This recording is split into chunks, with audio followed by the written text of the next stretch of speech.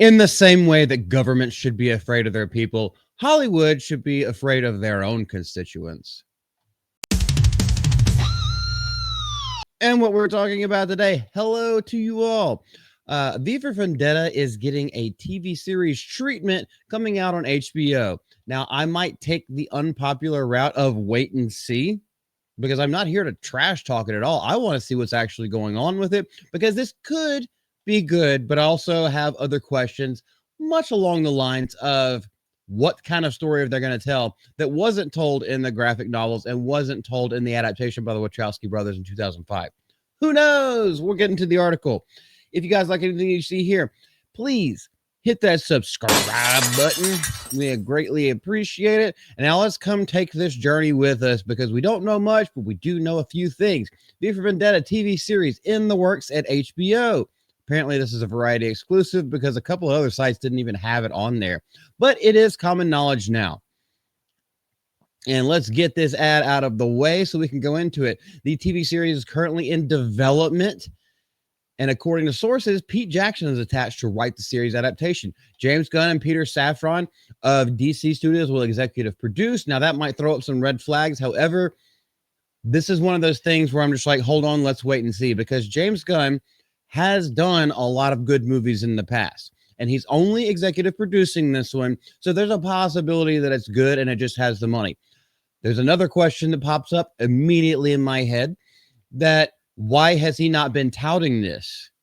Unless it's under some kind of NDA, but I don't know. He's one of the ones that's putting his money behind it. I feel like the last time that he extremely over touted something was Superman, and that was a complete bomb. Maybe not a complete bomb, but it was pretty dang close. And I personally didn't like that movie, but some of the other stuff that he's done is actually really good. So it is not down for the count right now.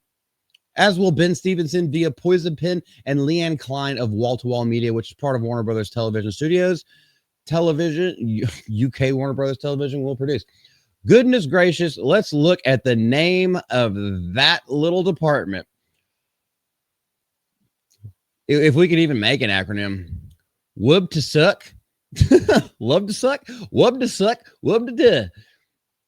I don't know. I'm just being a little bit goofy today because I'm actually not mad. I'm in a good mood. HBO and DC Studios declined to comment. Reps for Jackson did not immediately respond to the request for comment. So they're trying to keep it a little bit hush-hush. Maybe that's why this is considered an exclusive because it may have been leaked that this is what's going on and hasn't yet gotten the green light. It's got a yellow light. So they're like starting to work on things behind the scenes. Will we see this within the next year? I highly doubt it.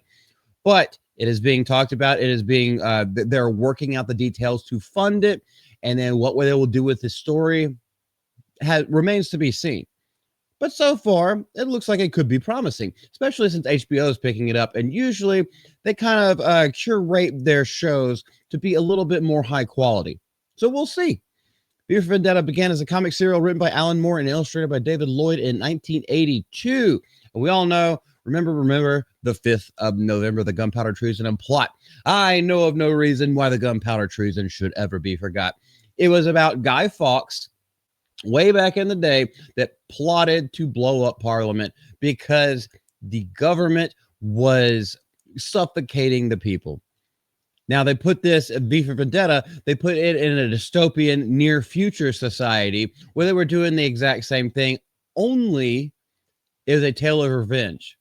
You saw a lot of themes of the Count of Monte Cristo, almost called it Crisco, the Count of Monte Cristo in the film. Now, I have not read the graphic novel, so I'm not sure exactly where those differ, but we all know, well, maybe we don't all know, but I think we can all come to a plural degree that movie is a freaking classic.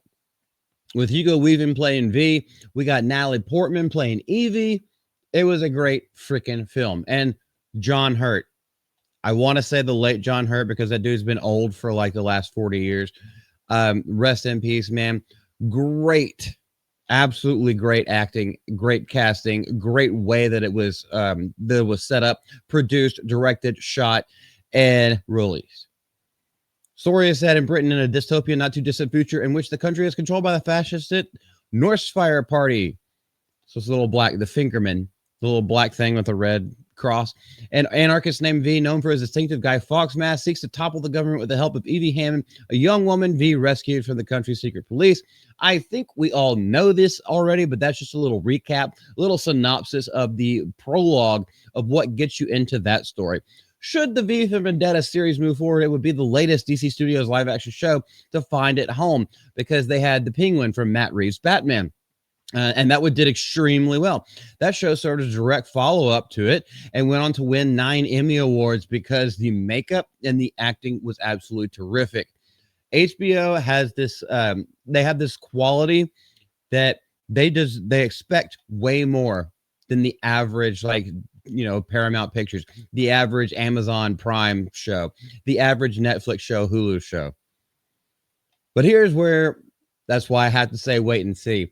Because the next one that's coming out is Lanterns, with Kyle Chandler from Early Edition and Friday Night Tights, and Aaron Pierre as Green Lantern's Hal Jordan and Jon Stewart. So they're not even bringing back our boy Nathan Fillion, but I guess they have their own. I guess they have their own way of doing it. We will see. We're just gonna have to see with everything.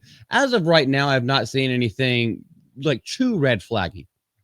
Well, obviously, as more comes out, as more things actually get developed and then reported on, we will have more information to go on so we can draw our own conclusions. HBO has also aired the critically acclaimed drama Watchmen. No, Watchmen was an absolute failure. Watchmen was terrible. It got canceled 2 seasons in. No one watched it. No one watched The Watchmen. And that was a sequel to the original graphic novel created by Alan Moore and David Gibbons. That was in 2019 and promptly forgotten for good reason, because that was the height. I would say that was the height. That was actually like the upswing of identity politics being shoved into absolutely everything. Now it's going to go on a little bit more, just talking about a little bit of history. No one really cares. I think we all know this already. And that's the end of the article. So what we do know is that it's in production. People are actually paying attention to it. It has some, is being backed and funded by some lucrative executive producers, and also a director or a showrunner that has some, they got some wins underneath their belt. Let's put that. They put some notches in their bedpost. So, do you guys have anything to say? Leave it down in the comment section below. Are you excited? Are you wary? Because I'm wary of everything that comes out nowadays. Even if I think that the IP is good, I think this could be a really good idea, as long as they keep this like a 3-season series. There's a problem that a lot of TV shows come out with nowadays. Their story can be told in 2 to 4 seasons, yet they keep dragging it on if it has enough people watching it, and then it gets tired, old, and bland. Knock it out of the park in 3 or 4 seasons, like Breaking Bad did with their 5-season arc. Knock it out of the park and then walk away from it. If you want to have a spinoff later, like Better Call Saul, then you can do that later. But the main storyline is over. It is opened. You have the middle section and you have the ending, and everything is satisfying. Work on quality over the quantity of episodes. That's what I have to say. This is Multi from Mouth and Multi. We love you. We appreciate you. And we'll see you next time. Yeah. Bye.